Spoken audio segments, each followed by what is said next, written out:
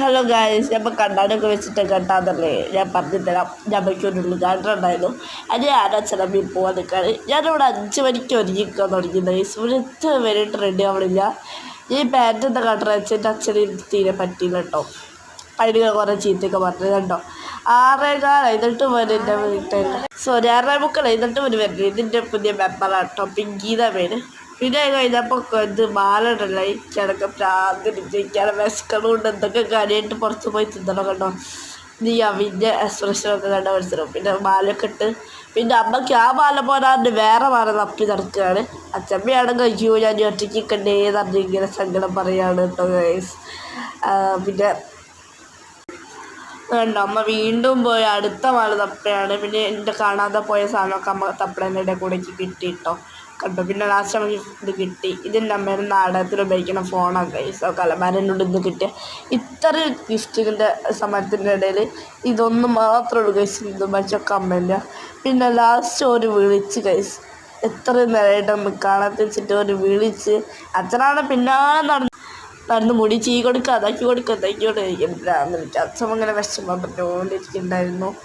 അങ്ങനെ ലാസ്റ്റ് ഞങ്ങൾ ഇറങ്ങി ഗൈസ്. അറിഞ്ഞപ്പോൾ അച്ഛമ്മയ്ക്ക് ഭയങ്കര സങ്കടം. പിന്നെ ഞാൻ തപ്പണം നിൻ്റെ ഷൂ ആണ്, നിൻ്റെ ഉരിക്കെന്തോ പ്രശ്നമില്ലേ അത് നോക്കണ്ട.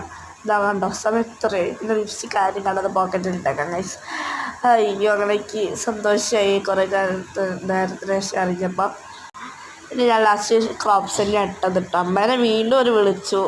അച്ഛൻ ഇങ്ങനെ ആലോചിച്ചിരിക്കുക ഒറ്റയ്ക്ക് ഇരിക്കേണ്ട ഞാൻ എന്താട്ടും എന്നൊക്കെ പറഞ്ഞിട്ടും കാര്യമില്ല. അച്ഛൻ ഒറ്റയ്ക്കാണ് ഇരിക്കാറൊക്കെ. പിന്നെ ഞങ്ങളിത് ഇറങ്ങി ഇവിടെ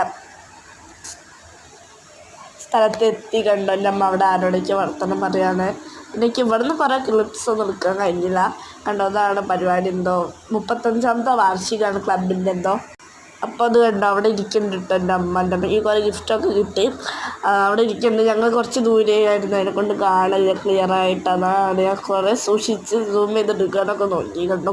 ആൾക്കാർ വരണുള്ളൂ അപ്പോഴാണോ അങ്ങനെ ഉണ്ടായത്. ഇവിടെ നാടകം ഉണ്ടായി കാണാനൊക്കെ തന്നെ വരികയാണ് കേട്ടോ.